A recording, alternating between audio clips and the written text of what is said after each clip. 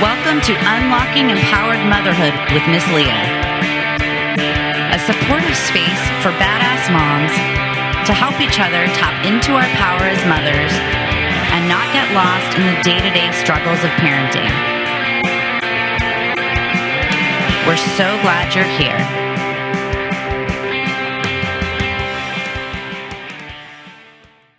All right. So hi, Julie. Thank you so much for jumping on with me today. And Julie has a 4-year-old going into kindergarten in the fall, 5-year-old already. My gosh, I should have known that. Getting ready for kindergarten. She's in our pre-K class, and we've had a couple of conversations about Amy. And this in particular, we're going to be talking about how to sort of open the door for her trying things that are not in her comfort zone and trying to sort of help her through the feelings of, you know, maybe I'm not going to like that, so I don't want to try it. So great. So we'll start out by, I want to ask you a couple things about you, because our kids' most valuable influences obviously are their parents. And that's, you're going to be the first person that she emulates and learns from and sees, and wants to be like. So the first question I have is how does that land for you? Are you someone that likes to try new things? Are you someone that needs to kind of slow to warm temperament? Like where do you fall in that? Yeah, that's basically the issue. Is she's totally me. And I have always kind of regretted having that attitude, and you know, looking back, I wish my parents had pushed me to try new things or not let me quit things when they got hard. And I'm not going to let my kids be that way. And now it's like, oh, hey, maybe it's not the parents. Maybe it's, that's just the kid's personality. And it's harder than just being like, no, do it. Because like, for example, the big thing right now is we want to teach her how to ride a bike. And she's never had any interest. We got her a balance bike when she was like 2.5, and she was never into it. And when like we'll go to a store and say, hey, do you want to sit on this bike and see what it's like? And she'll sit on it and be like, no, don't like it. And I was the same way. I learned to ride a bike, and then the first time I crashed, I was just like, okay, no, I'm never doing this again. Like, I was the type of kid, it was like, you fall off the horse, you just swear off horses. But then I always regretted it. Like when my friends wanted to ride bikes, I was super embarrassed. It would just be like, oh, I don't like riding bikes. And I'd be like, I don't really know how. And I don't want her to experience that regret or envy of other kids. But at the same time, I don't want to be giving the messaging of, you should do it because all the other kids are doing it and you want to do what all the other kids do. Like, I want her to be herself, but I also think it's important to develop skills, even if you don't right now see that it's something you want. Definitely. You have a broader picture of what that means to not ride a bike. You felt the feelings of being left out. And may I ask, do you know how to ride a bike now? Okay. So it's my husband tried to teach me, and because I didn't do it as a kid, like, if I'm riding around in a parking lot or whatever, it's fine. But as soon as you're going with like cars and stuff, it freaks me out because I don't have that years of getting used to it. The comfort level isn't there. Yeah, absolutely. Absolutely. I mean, I think there's kind of a two-way approach of looking at something like this. On the one hand, you already kind of nailed this, that maybe it is just kind of who you were, who you are, who she is, that you're a little more of slow to warm. That's what we call it in preschool. You know, some people say, oh, they're just, fearful or shy or whatever. I feel like those words are all more judgmental words. Slow to warm temperament means I want to like stick my toe in the water before I jump into the pool. And I would imagine that's kind of probably how you are generally in life. You're probably not a pool jumper, and I'll No. be honest with you, I'm not either. And it's funny, growing up, I wouldn't even say slow to warm. I was fearful. I was afraid of a lot as a little kid. And as I got older and certain things happened where life threw things at me that I had to kind of pick up the ball and learn how to just push through. I've become a major risk taker that I mean, my parents parenting me as a child, they would never imagine that I am the person that I am today. Mm-hmm. So some of this is going to come with what matters to her. Yeah. But I think, so the one prong is really accepting that this is how she is, who she is, how she approaches life, and probably will be somewhat that way for maybe forever, unless she, like I did, kind of experiences some trauma that pushes her into having to be different. And we hope that isn't how she learns, but that often is how we, get past the thing.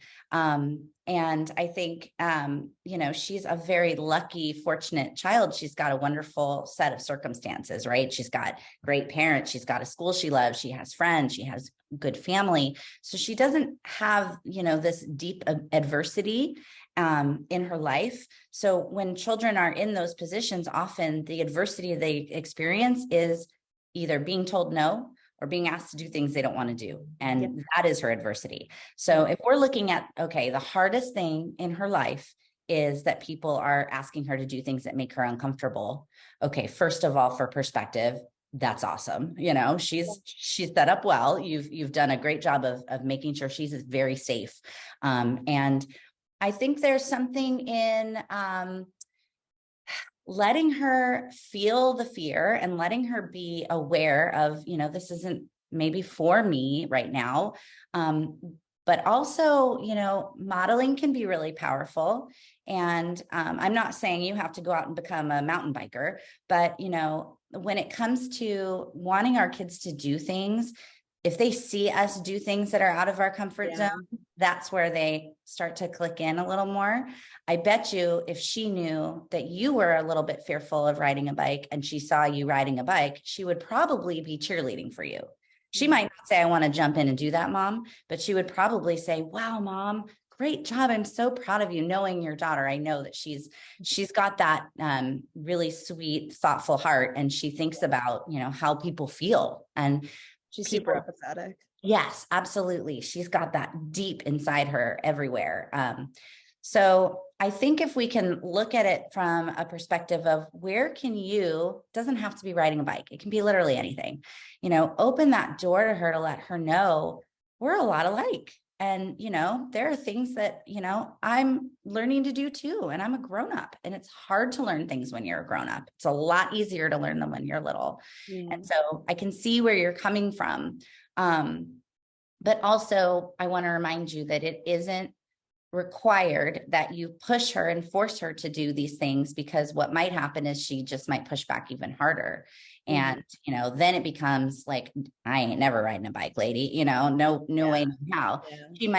She may adapt and decide she likes to use a scooter and wants to scoot to school instead of ride a bike, or, those kinds of things. So I think if you take the focus off of the particular issue and think about ways to sort of soften around it, and maybe even offer opportunities to, if you guys did a family day where you all went down to the local elementary school and brought wheeled things, they don't have to all be bikes. They can be scooters, they can be roller skates, they can be whatever feels safer or more comfortable for any of you, and just like make it a fun experience.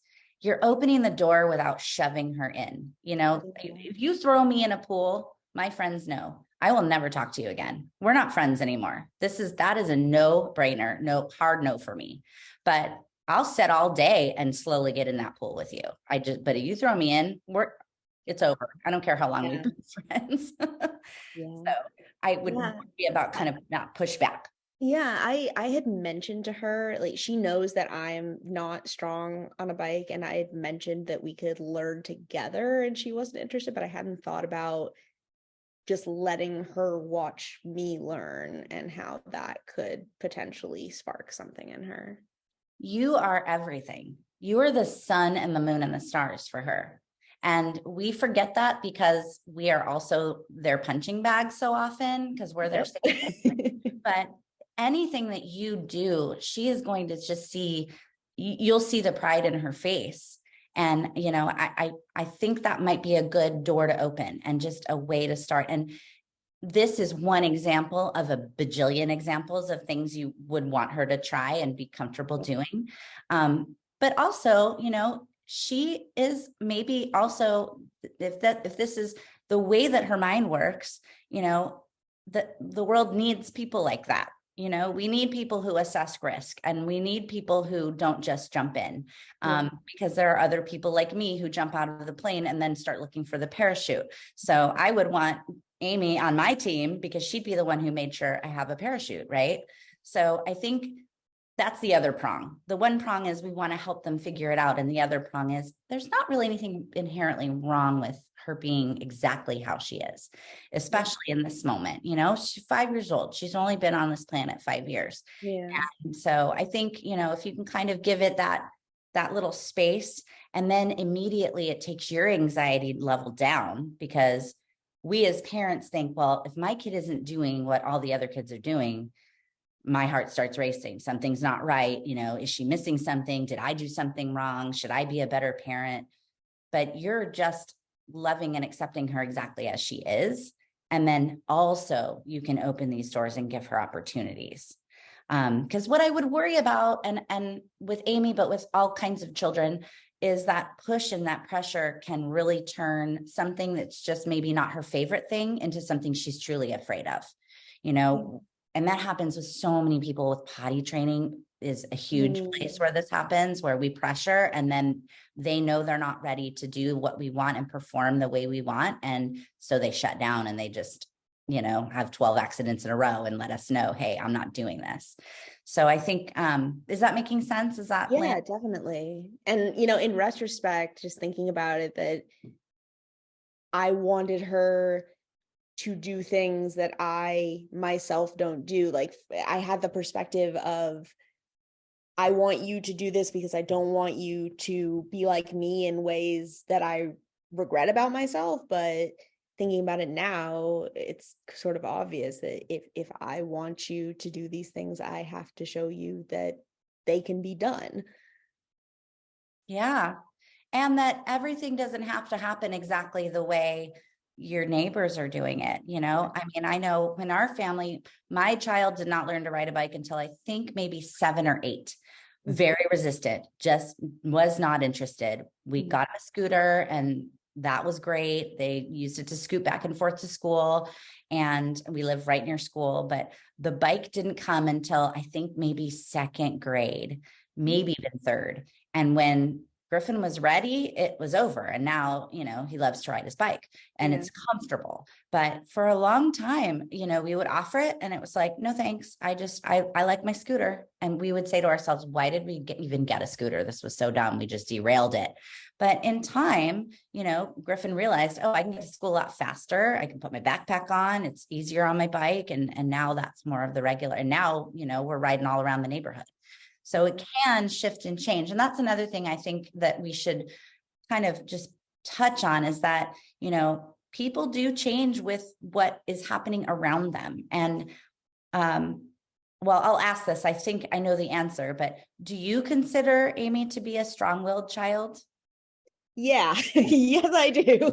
I don't want to assume. I think so. And I think most children are, but I think in her case, when something really matters to her, she will be determined and she will make it happen. Yes. So if you can create situations where there is intrinsic motivation, where she's like, oh yeah, now my mom's going on bike rides.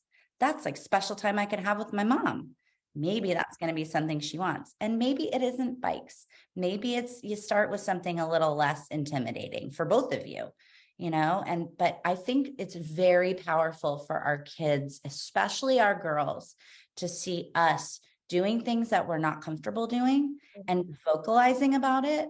We often want to put this face on like, oh yeah, we could do anything, rah, rah. Like you want her to feel like the world is her oyster. But if you're nervous, it's okay to say that. And it's okay to say, you know what, this is hard for me, but I really want to learn. And it's not about you. I want to learn. And maybe that can take your edge off a little bit about feeling like she needs to, because as soon as there's that pressure in the ether, you know how they pick right up on it, right? And now it's powerful. And now it's like, you're not going to make me do that.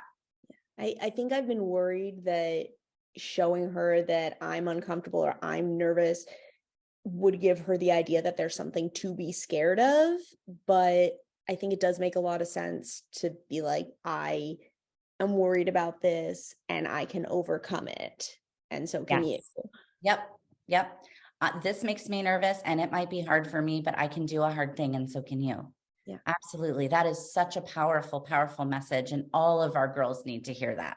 The world needs our girls to grow up and take it over, right? yes. And we already know Amy's going to do that. I mean, girlfriend is a leader. She's very smart. She's very strong in who she is. And I think it's very often when I have meetings with parents, it's not about convincing kids or making them do things. It's about showing them, what could be and sort of leading them to water and letting them choose to drink. And if they don't drink, being very, okay, well, guess what? You don't have to. It's here if you want it. The world is your oyster. You have all these opportunities. If this isn't your jam, that's okay. But you know what I'm going to do today? I'm going on a bike ride because I learned how to ride my bike, or I'm going to go do this other thing, or try this new food, or, whatever it may be. I think that seeing our people that we love the most do the things really is what opens our eyes and informs our future. You just said like trying the new food, and that made me realize she is kind of a picky eater. She often doesn't want to try new foods or even familiar foods that just aren't good today for whatever reason. But when we went to Mexico, we all tried crickets, and all the adults who were there were just like, oh god, okay, we'll try it. And then she was totally down to try it, I think because of that same thing, like we were uncomfortable with it, but we're gonna do it. And then she wanted to join in. So that's exactly it, that there was safety in that for her. And she wasn't being put on the spot. I can say from my experiences with her, that she's someone that if you give her options, she's more than likely going to think real hard and choose one. But if you tell her this is what we're doing, immediately you're going to get this. Like, oh, wait. And she's going to talk really fast and she's going to have a lot of reasons why she's not going to do it. And you can just feel that. And all that is her anxiety rising. Yeah. And then if you're meeting it on the other end with the same feeling, like, oh no, I knew this was going to happen. And now she's not going to ever want to ride a bike. And, it's like, boom, explodes. Yeah. So I think there's something about sort of manipulation is the wrong word, but it's sort of like you're creating a situation where she might actually want to do the thing. And she wanted to fit in with all of you in the family and try the thing. And that sounds like it was a fun, silly thing to do, as opposed to, I'm really worried that you haven't learned to ride a bike yet. So let's put this on the list of things that we need to worry about. And this is going to be now a stressful thing. Because at the end of the day, why do you want her to ride a bike? Because it's fun, because she can be out in nature, she can play with her friends and do family things. And that's why, right? It's not, like you said, it's not about just fitting in. You want her to be herself. So if fitting in and being herself meet in the middle, maybe she rides a scooter instead. And that's her thing until she has a reason, till she meets a friend who's a really great bike rider who's like, Amy, I really want you to do this with me. And then she chooses. But we're creating this soft place to land for her. Giving her tools without forcing, I think is really where it comes down to, especially when we have someone with a strong will, because otherwise you're immediately going to get pushback. Yeah, that makes a lot of sense. Awesome. Good. I'm glad that's landing. I think, creating the environment. We always say at school, control the environment, not the child, right? She is who she is. And there is nothing wrong with who she is. Like I said, the world needs people who assess risk. My best friend and office mate, Kirsty, is the person that makes sure the parachute is in my backpack before I jump out of the plane. And we need each other because sometimes she jumps out with me because she knows she put the pack in there. But without us together, she would not have even been on the plane. Yeah. So, we have to kind of, and I don't know I don't know your husband very well, and I don't know kind of what your dynamics are, but oftentimes we match up with someone that isn't like us because we bring that out of each other. So he will get out of the plane and drag me with him screaming. There you go.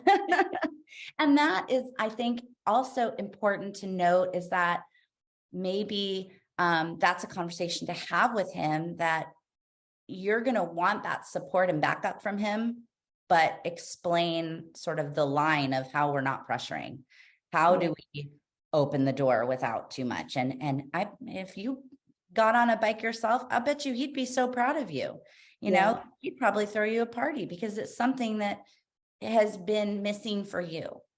But that's another, every comment takes another tangent, but that's another important thing to note, is that is really near and dear and deep for you, but riding a bike for her is not. She doesn't care.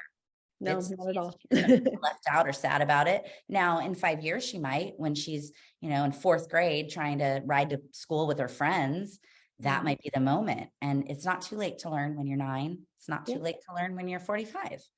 So, I think taking that pressure off of you is first, and then it will trickle down to her, if that makes sense. Okay. Yeah, I think so. Awesome. Good. Yeah. I think, I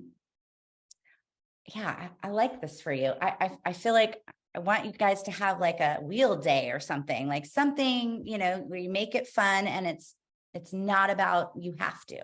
It's about, here's some stuff, and we're all going to this beautiful park, and we're going to hang out on a nice day, and then see what happens, and let her see you enjoying yourself.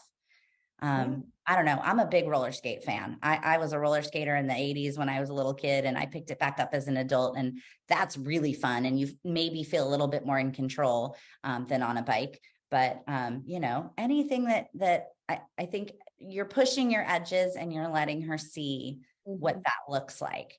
And that's probably going to be of the most value. All right. Yeah, I'll give it a go. Awesome. Any other specifics that you want to talk about with this kind of in this vein?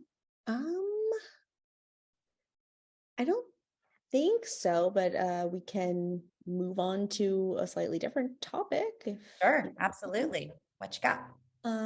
So what's come up recently is kind of teaching about not always telling the whole truth, like, I guess, tact, really. There was an incident at school where I think another little girl asked Amy, like, do you like me? And Amy's response was, yeah, I like you, but sometimes I don't always like you. I like other people better than you. And the other little girl got upset about it, presumably. I'm getting all this secondhand, obviously. And so I've been sort of trying to talk to her about, you don't have to, like, you have to know if what you're going to say is going to hurt someone's feelings. And I guess, if someone treats you poorly and that's why you don't like them, and they say, do you like me? It's okay to say, I don't like how you treat me. I don't want to be around you because of the way you treat me. But if you have a friend who isn't your favorite friend, you don't have to tell them that part. You can just say, like, yeah, I like you, and leave out the, but you're down here on my list. Sure, you're my 9th favorite friend. Yeah, but she's kind of struggling to understand, because she also knows lying isn't good. So, for a 5-year-old, the whole kind of lying by omission, or like leaving out little parts and figuring out what is okay to say, what will hurt someone's feelings, is difficult for her. And I think that also partially comes from me too, because I often am like, oh wait, that phrasing was insulting. I didn't really. I'm sorry. To take the pressure off of you on that's a very this is what they're learning at this age. They're learning how to socially interact. And so that is something we hear all day long from everyone. So I don't want you to feel like that's just an Amy thing, or she picked up a bad habit from you because you've got to work on something else. This isn't all about you and messing anything up. It's really, really common. Yeah, phew. No, she is, first of all, I applaud her for being honest. I mean, and that is, you can open the conversation with, well, it sounds like you were really telling the truth, the way that you feel. And I can appreciate that. How do you think that might have felt to her? And is there a way we could say that might be a little bit more gentle?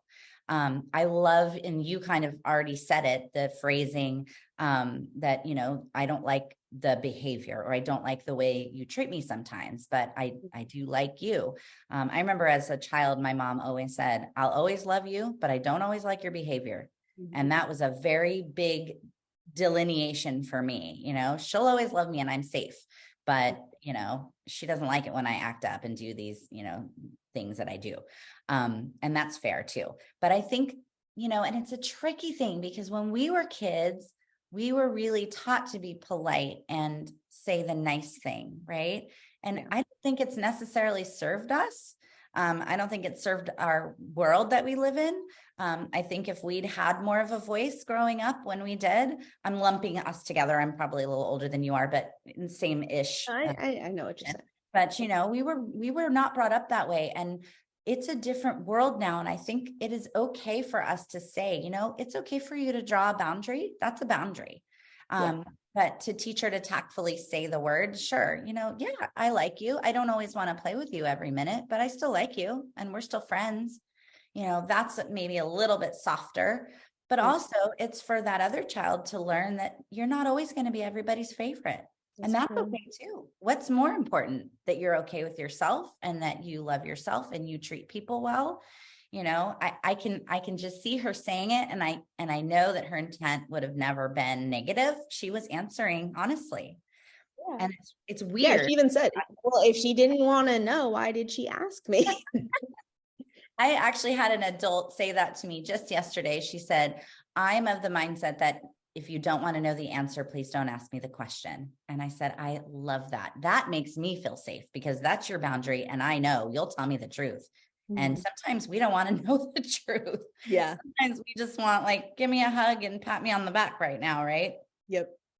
Yeah. So I would take the pressure down on that. That is common. That is what she's learning right now. And I'm impressed that she could come with an honest response and not people please her way out of that conversation. People pleasing is such a hard habit to break. And I'm 43 and I work on it every single day. It is so hard. And I love also, it's so hard to walk that balance of I want you to be a nice person. I want people to think that you are kind and friendly, but also I don't want you to do that to the point where it's a disservice to yourself. That's so hard to teach. I mean, I don't know how to do it. There again, it comes down to us and what we know and what we're comfortable with. And maybe that's the place that you go with it, is you take it internally and you start noticing, what do you say out loud and how do you say it? And sometimes, I mean, you said you might not sugarcoat or say something bluntly. Personally, that's one of the reasons I think you're really fun and cool. I like you for that, because I see things you post and I hear your responses to things. And I think what I see is what I get from Julie. I'm not going to wonder if she really thinks I'm full of beans, but she's just being nice to my face, and it's the same way with your daughter. I've known from the get, she likes me. She's straight up about it. And we have a rapport because we do. And if we didn't, girlfriend just wouldn't talk to me. She would go about her day, Instead, every time I see her, hi, Miss Leah, how are you? Am I still going to be a teacher here one day? And we have our little same conversation each time. But that's, so I think, and okay, I'm going to turn this around in one other direction. Tell me some things that you think are really cool about Amy. Oh man, her sense of humor is amazing. She is so confident in who she is, even if she's not always confident about trying new things. She is comfortable with who she is completely. to the point where she's a bit shameless. And her empathy we talked about before, like since she was a toddler, that's been impressive to us. And she has been just the most incredible big sister. We thought, since, we had a little bit bigger of an age gap between kids than we had necessarily thought we would have, or than some other people have, we thought, would she be really like set in her ways about being an only child and be jealous or have regressions or anything? And she has just absolutely loved her brother from the moment he came home, and is so sweet to him and kind with him. And if she accidentally knocks him over or something, is immediately like, oh my goodness, and wants to take care of him. So that, she's just such a sweet kid. And even the things that drive me up the wall, like with how strong-willed she is, and has to push back against everything, and everything is a test to see what she can get away with. I can see how that will benefit her later in life, even if right now I'm going to tear my hair out. You'll have a bald spot, but then she'll be able to pay for your wigs. It'll be fine. There you go. Scare you. Yeah. So like 3 minutes ago, you said you really wanted her to be kind and thoughtful and think about other people. And she already does that. Yeah. That is who she is. It's not presenting in the way, or your concern about how she's talking to her friends is just her learning. This is all part of it. This is what she's supposed to be doing now. But inside, and who she is and what she's been modeled, she has 2 fabulous parents who love her to death. She has teachers who love her to death, love their jobs, enjoy being around her and each other. She sees love and kindness and empathy every day, and she already is those things. So if that helps you to feel better, I think that's super key, because we want to fix these problems, and I think sometimes as moms, especially more than dads, we almost like look for the problems so that we can make sure they're not happening. And often they're not really even about our kids, no, it's all about seeing the things about myself that I didn't want her to have. Like I lost friends in high school, in particular, inadvertently saying things that were hurtful, that in my mind, like, why would this hurt you? And I didn't understand, and therefore couldn't really adequately apologize or make amends, because I was also strong-willed and like, I didn't say anything mean. What are you so upset about? And I don't want her to have that same experience. So I think a lot of this is just trying to protect her from negative experiences I had. And so have you turned out to be a tyrannical, terrible person with no friends? Absolutely. That's what I thought. No. Clearly, these things affected you and you learned from them. Going back to the beginning when I said, she doesn't have a lot of adversity. That's the adversity that she will come up against. When she says something like she said today at 5, when she's 10, and kids push back and say, well, that's rude, I'm not going to talk to you anymore. That's going to be a hard thing for her to ride through, but she's going to ride through it. And you're going to be at home listening and saying, I get it. What could you do to repair that? I relate. I remember doing that, and I wish I had repaired it. And that's where the magic is, because we're empathizing and we're hearing what they're going through, and you're never going to save her from everything, and you shouldn't. She's got to learn on her own, just like you did, just like I did.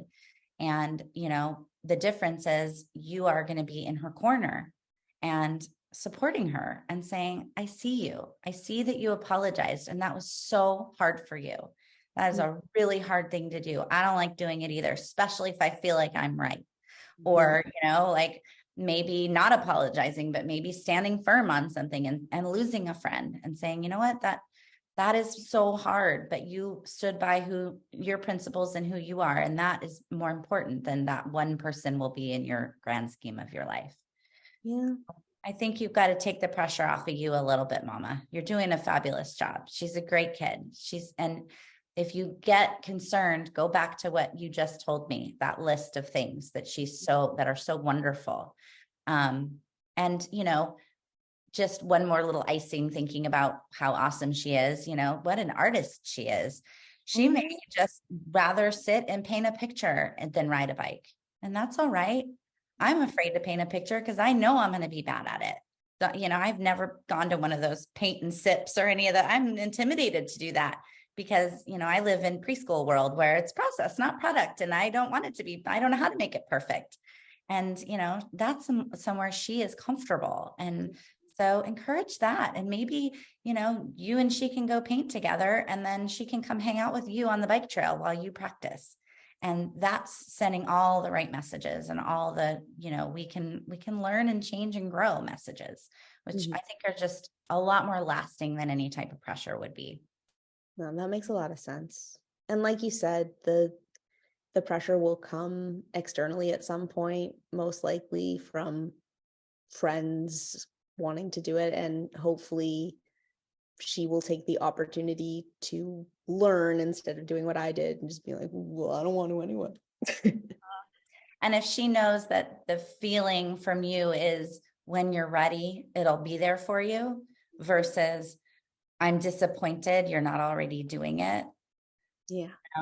Deep down inside, that little people pleaser in her is like, that will break her. That is what's really going to make, like, you don't want her to do it for you. You want her to do it because it's going to be fun and she'll get something out of it.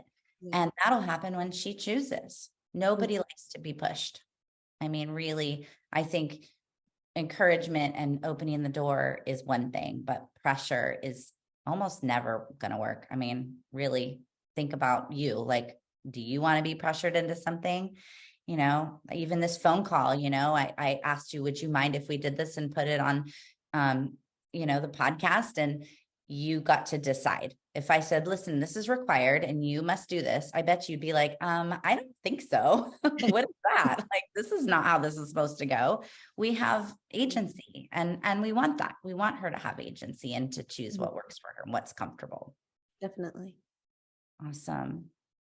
Well, I'm so thankful for you taking time with me, Julie. And this is the first one that I'm recording to actually share with the public. So you're super brave, and just like Amy is. And I'm so thankful. And I want to circle back with you maybe in a few weeks and just kind of check in on this, and we'll see how things are going. Yeah, that'll be awesome.